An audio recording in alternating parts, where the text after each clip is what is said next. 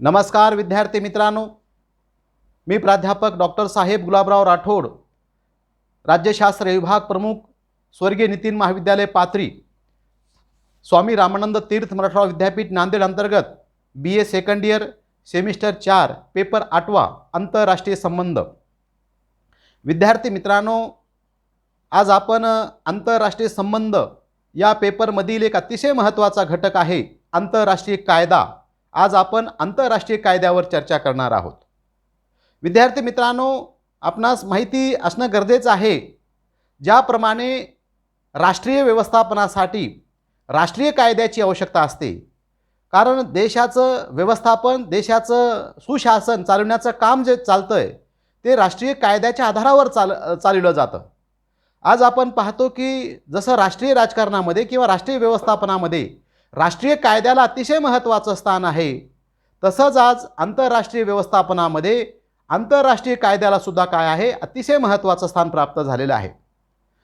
आंतरराष्ट्रीय संबंध हा जो विषय आहे, हा विषय आधुनिक काळामध्ये विकसित झालेला विषय आहे किंवा आज आपण पाहतो की आंतरराष्ट्रीय राजकारणाला आधुनिक काळामध्ये अतिशय महत्त्वाचं स्थान प्राप्त झालेलं आहे। आज कुठलाही विकसित असेल, अविकसित असेल किंवा विकसनशील राज्य असेल, तो एकाकी तो जीवन जगू शकत नाही। त्याला आपल्या देशाचा विकास करण्यासाठी किंवा आपल्या देशाचं राष्ट्रहित संवर्धन करण्यासाठी, सामूहिक सुरक्षिततेसाठी त्याला दुसऱ्या देशाबरोबर काय करावे लागतात, संबंध त्याला वरंदगीत करावे लागतात। आज आपण पाहतो की आंतरराष्ट्रीय राजकारणामध्ये सामाजिक असेल, राजकीय असेल, आर्थिक असेल किंवा प्रशासकीय क्षेत्रामध्ये असेल, दोन देशाचे संबंध काय होत असतात, म्हणजे वरंदगीत होत असतात। आज आपण पाहतो की आंतरराष्ट्रीय स्तरावर तंत्रज्ञानाचा विकास असेल, दळणवळणाच्या साधनामध्ये झालेली वाढ असेल, जग काय झालेलं आहे, जग एका जाग्यावर आलेलं आहे। म्हणजे त्याचं स्वरूप जे आहे एका समाजाचं काय झालेलं आहे, स्वरूप झालेलं आहे। आणि मग अशा प्रकारे की देशामधील जे काही देशाचे संबंध सुव्यवस्थित करण्यासाठी किंवा जगाचं सामूहिक सुरक्षिततेसाठी, जगामध्ये शांतता आणि सुव्यवस्थेसाठी कशाची गरज आहे, तर आंतरराष्ट्रीय कायद्याची गरज आहे।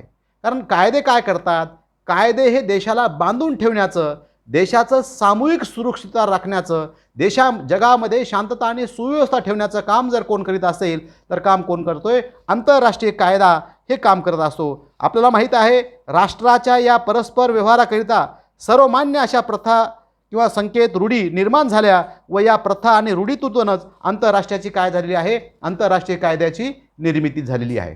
विद्यार्थी मित्रांनो, जसं आज आपण पाहतो की राष्ट्रीय कायद्याला महत्त्व आहे, तसंच आंतरराष्ट्रीय स्तरावर सुद्धा कशाला महत्त्वाचं स्थान प्राप्त झालेलं आहे, आंतरराष्ट्रीय कायद्याला महत्त्वाचं स्थान प्राप्त झालेलं आहे।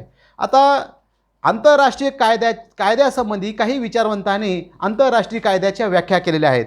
त्याच्यामध्ये बघा, ओपनहाइम नावाचा एक विचारवंत आहे। ओपनहाइम आंतरराष्ट्रीय कायद्यासंबंधी काय म्हणतो, सभ्य राष्ट्रे परस्परात व्यवहार करताना ज्या नियमांना कायदेशीररित्या बंधनकारक मानतात, अशा परंपरागत प्रथेवर आधारलेल्या नियमांना आंतरराष्ट्रीय कायदे असे म्हटले जातात। दुसरी व्याख्या आहे हेन्स केल्सन यांची। दुसरी व्याख्या कोणाची आहे, हेन्स केल्सन यांची व्याख्या आहे, सभ्य राष्ट्रांना परस्परामध्ये व्यवहार ठेवणे ज्यामुळे शक्य होते अशा नियम व सिद्धांताचे संकलन म्हणजे आंतरराष्ट्रीय कायदा होय। तर अशा प्रकारे आंतरराष्ट्रीय कायद्याच्या काय केलेल्या आहेत, व्याख्या करण्यात आलेल्या आहेत।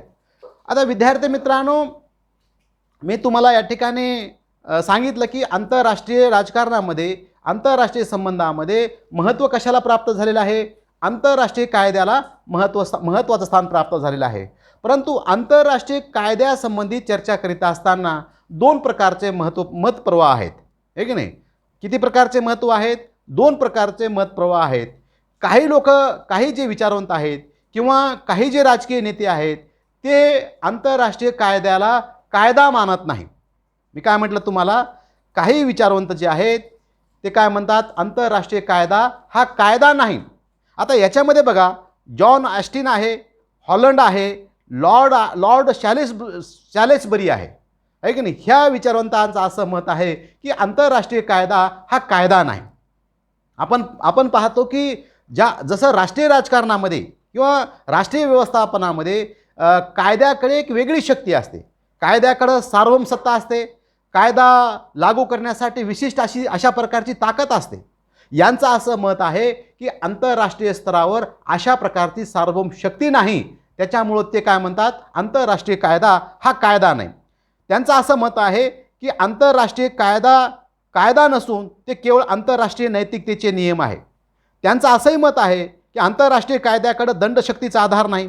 त्यांचं असंही मत आहे कायदे अंमलात आणणारी सार्वभौम सत्ता नाही, कायद्यामागे सैन्यशक्तीचे पाठबळ नाही, कायदे पालन अनिवार्य नाही, बड्या शक्तीच्या इच्छेवर आंतरराष्ट्रीय कायदे आहेत किंवा आंतरराष्ट्रीय कायदे म्हणजे विधिशास्त्राचे अनाथ अपत्य आहे.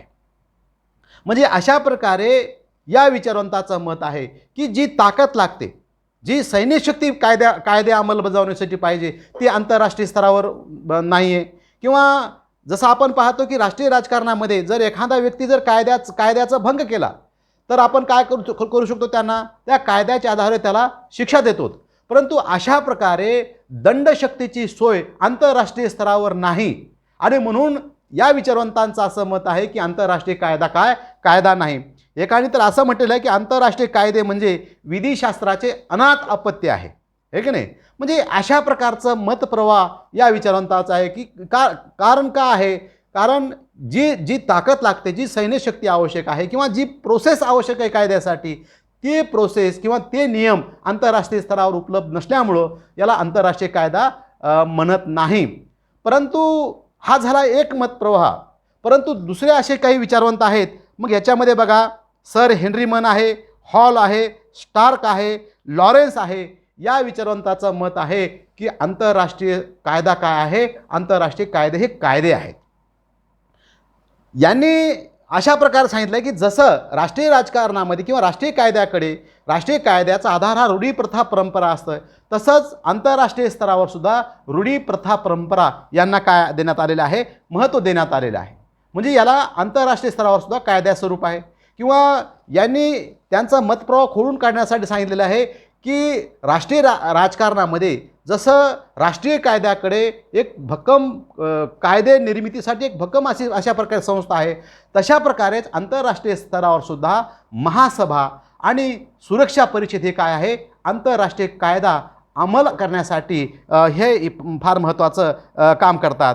किंवा सुरक्षा मंडळाने कायदे मोडणाऱ्याविरुद्ध कारवाई केलेली आहे. आज आंतरराष्ट्रीय न्यायालयसुद्धा कार्यरत आहे. मानवी अधिकार, निराश्रितांचे प्रश्न या बाबतीत संयुक्त राष्ट्राने अतिशय महत्त्वपूर्ण भूमिका निभावलेली आहे. किंवा आंतरराष्ट्रीय पातळीवर संयुक्त राष्ट्रसंघाच्या महासभेने व आंतरराष्ट्रीय विधी आयोगाने कायदे निर्मितीचे कार्य आपल्या हाती घेतले आहे. सर्वमान्य अशा अनेक विषयाबाबत आंतरराष्ट्रीय कायद्याचे सहतीकरण झालेले आहे. तसेच आंतरराष्ट्रीय कायदे व जागतिक शांतता भंग करणाऱ्या आक्रमक राष्ट्राविरुद्ध योग्य कारवाई करण्याचे कार्य सुरक्षा मंडळ आणि महासभेने अनेक वेळा यशस्वीरित्या पार पाडलेले आहे. आज संयुक्त राष्ट्राचे आंतरराष्ट्रीय न्यायालय देखील स्थापन झालेले आहे. आंतरराष्ट्रीय व्यापारासाठी महासमुद्र व आंतरराष्ट्रीय नद्याचे मार्ग खुले झालेले आहेत.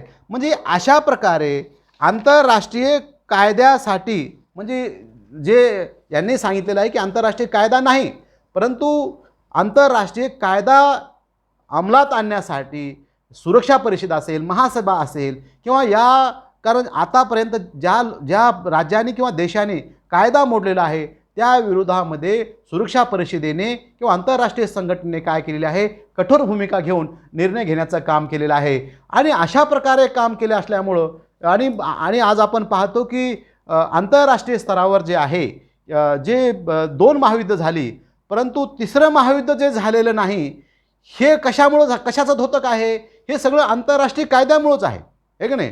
कारण आंतरराष्ट्रीय कायद्या आधारे एक प्रकारचं लोकमत, जागतिक लोकमत जे आहे ते कुणाच्या पाठीमागे आहे, आंतरराष्ट्रीय कायद्याच्या पाठीमागे जागतिक लोकमत, जागतिक संघटना त्याच्या पाठीमागे असल्यामुळं आज काय आहे, जगामध्ये काही प्रमाणात का होईना परंतु युद्धमय जी परिस्थिती आहे ती रोखण्याचं काम जे आहे ते आंतरराष्ट्रीय स्तरावर झालेलं आहे. आणि याच्या पाठीमागं अतिशय महत्त्वाचं जर काम कोणी करीत असेल तर हे कोणी काम करतंय, आंतरराष्ट्रीय कायदा काम करण्याचं काम करीत आहे. मित्रांनो, आता याच्यानंतर आपण आंतरराष्ट्रीय कायद्याची उगमस्थाने काय काय आहेत याच्यावर आपण चर्चा करणार आहोत. तर बघा, आंतरराष्ट्रीय कायदा जे आहे तर आंतरराष्ट्रीय कायद्याची जी काही उगमस्थाने आहेत त्या उगमस्थानामध्ये पहिलं तत्त्व आहे संधी किंवा तह, आहे की नाही. म्हणजे आंतरराष्ट्रीय कायद्याची निर्मिती कशी झालेली आहे. आज आपण पाहतो की राष्ट्रीय राजकारणामध्ये किंवा राष्ट्रीय पातळीवर कायदा निर्मितीसाठी विशिष्ट अशी प्रक्रिया आहे की नाही.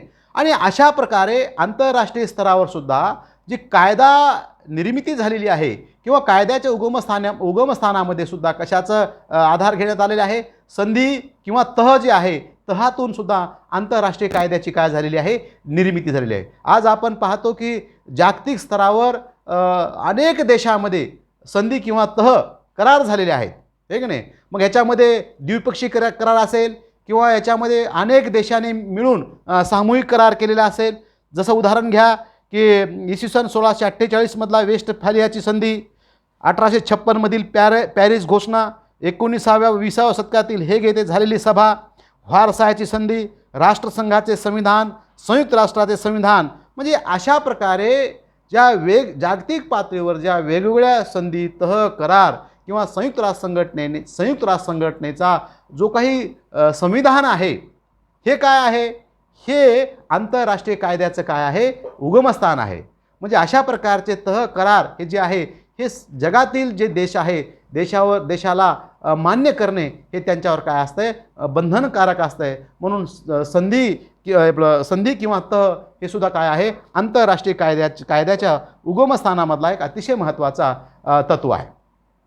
विद्यार्थी मित्रांनो, दुसरा अतिशय महत्त्वाचं आंतरराष्ट्रीय कायद्याच्या उगमस्थानामधला घटक आहे तो म्हणजे चालीरीती, आहे की नाही. आज आपण पाहतो की जसं राष्ट्रीय राजकारणामध्ये ज्या अनेक हजारो वर्षापासून ज्या चालीरीती परंपरा असतात आणि त्या चालीरीती परंपरेला काय असतो, समाज माणसामध्ये त्या चालीरीतीला काय असते, मान्यता असते. मग अशा प्रकारे जागतिक पातळीवर सुद्धा सर्व देशांनी मान्य केलेल्या ज्या चालीरीती आहेत, ज्या परंपरा आहेत किंवा ज्या प्राचीन व तर्कसंगत अशा परंपरा आहेत, या प्राचीन परंपरेत सुद्धा काय होतं आहे, जागतिक लेवलवर त्याचं पालन होतं आहे. म्हणून चालीरीती, रूढी, परंपरा हे सुद्धा काय आहे, आंतरराष्ट्रीय कायद्याचं उगमस्थान आहे. विद्यार्थी मित्रांनो, याच्यानंतरचा तिसरा अतिशय महत्त्वाचा घटक आहे न्यायालयीन निर्णय, आहे का नाही. आपण पाठीमागेच संयुक्त राष्ट्र संघटना याच्यामध्ये आपण बघितलं की जागतिक स्तरावरील न्याय निवडा करण्यासाठी आंतरराष्ट्रीय स्तरावर काय आहे, एक न्यायालय आहे, है की नाही, आंतरराष्ट्रीय न्यायालय आहे. आणि त्या न्यायालयामध्ये एकूण 15 न्यायाधीश जे आहे ते न्याय निवडा करण्याचं काम करतात. मग अशा प्रकारे आंतरराष्ट्रीय स्तरावर जे काही देशादेशामधील जे काही वाद आहे, देशादेशामधील जे काही संघर्ष आहे, ते संघर्ष कुठे येतात, आंतरराष्ट्रीय न्यायालयामध्ये येतात. आणि मग आंतरराष्ट्रीय न्यायालयामध्ये दिलेले निर्णय जे आहेत, हे की नाही, दिलेले निर्णय जे आहेत ते दिलेले निर्णयसुद्धा काय आहे, हे संग्रहित ठेवले जातात. म्हणून न्यायालयाचे निर्णय हे सुद्धा काय आहे, आंतरराष्ट्रीय कायद्याचे उगमस्थानामध्ये त्याचा समावेश करण्यात आलेला आहे. विद्यार्थी मित्रांनो, याच्यानंतरचा अतिशय महत्त्वाचा एक घटक आहे आंतरराष्ट्रीय कायद्याच्या उगमस्थानामधले, तो आहे न्यायिक तर्क व बुद्धी. एखादी नवीन समस्या उद्भवते, ती बाबत प्रचलित कायदे, प्रथा किंवा परंपराच्या आधारावर निर्णय देणे कठीण असते. अशा वेळेस न्यायाधीशांना तर्क, सद्विवेक, बुद्धीचा उपयोग करून निर्णय द्यावा लागतो. न्यायाधीशाद्वारे तर्क किंवा बुद्धीवर अधिष्ठित अशा निर्माण झालेल्या निर्णयात्मक कायद्याचा उपयोग विशिष्ट खटल्याबाबत न्याय देताना केला जातो. न्यायिक तर्कानुसार दिलेले असे निर्णय पुढे आंतरराष्ट्रीय कायद्याचे स्वरूप धारण करतात. तर अशा प्रकारे आंतरराष्ट्रीय कायद्याच्या उगमस्थानामधील हे अतिशय महत्त्वाचे घटक आहे. आता विद्यार्थी मित्रांनो, आपल्या लक्षात येणं हे फार गरजेचं आहे की आंतरराष्ट्रीय, जसं आज आपण पाहतो की राष्ट्रीय कायदा, आहे की नाही, राष्ट्रीय कायदा हा जशा प्रकारचं संग्रहित रूपामध्ये कायद्याचं स्वरूप असतं, अशा प्रकारे जरी आंतरराष्ट्रीय स्तरावर म्हणजे संग्रहित स्वरूपात कायद्याचं रूपांतर होत नसलं तरी आज आंतरराष्ट्रीय कायद्याला काय आहे, प्रत्येक राष्ट्रावर आंतरराष्ट्रीय जे काही नियम आहेत, आंतरराष्ट्रीय जी काही बंधनं आहेत, ती प्रत्येक राष्ट्राला काय करावं लागतंय, त्याचं पालन करावं लागतंय. कारण प्रत्येक राष्ट्राला माहीत आहे, कारण जर आपण कायद्याचं पालन केलं नाही तर काय होऊ शकतो, जगामध्ये शांतता भंग होऊ शकते, हे की नाही, जगामधील सुरक्षिततेला धोका निर्माण होऊ शकतो. म्हणून प्रत्येक राष्ट्र आंतरराष्ट्रीय जी काही नीतितत्त्वे आहेत, आंतरराष्ट्रीय जी कायदे आहेत, त्या कायद्याचं पालन करण्याचं काय करतात, प्रयत्न करतात. आता ठीक आहे, काही बाबतीत आता जसं राष्ट्रीय कायद्याला जसं पाठबळ आहे, तशा प्रकारचं पाठबळ जरी आंतरराष्ट्रीय कायद्याला नसलं किंवा अशा प्रकारचं काही लोकांचं काही लोक काही विचारांत सांगतात की बाबा आंतरराष्ट्रीय कायदा जो आहे, हा कायदा फक्त बड्या ज्या शक्ती आहेत, ह्या बड्या शक्तीच काय करतात, त्या कायद्याचं पालन करण्यामध्ये अनाकानी करतात आणि जे गरीब राष्ट्र आहेत, जे अविकसित राष्ट्र आहेत, त्या राष्ट्राने आंतरराष्ट्रीय कायद्याचं पालन करावं, आंतरराष्ट्रीय नीतितत्वाचे पालन करावे, अशा प्रकारचं एकंदरीत मतप्रवाह आंतरराष्ट्रीय राजकारणामध्ये बनलेलं असल्यामुळं आज आपण पाहतो की जगामध्ये एक प्रकारचं जे काही वातावरण आहे, ते वातावरण कशा प्रकारचं आहे, अशांततेचं वातावरण निर्माण झालेलं आहे. म्हणून जगामध्ये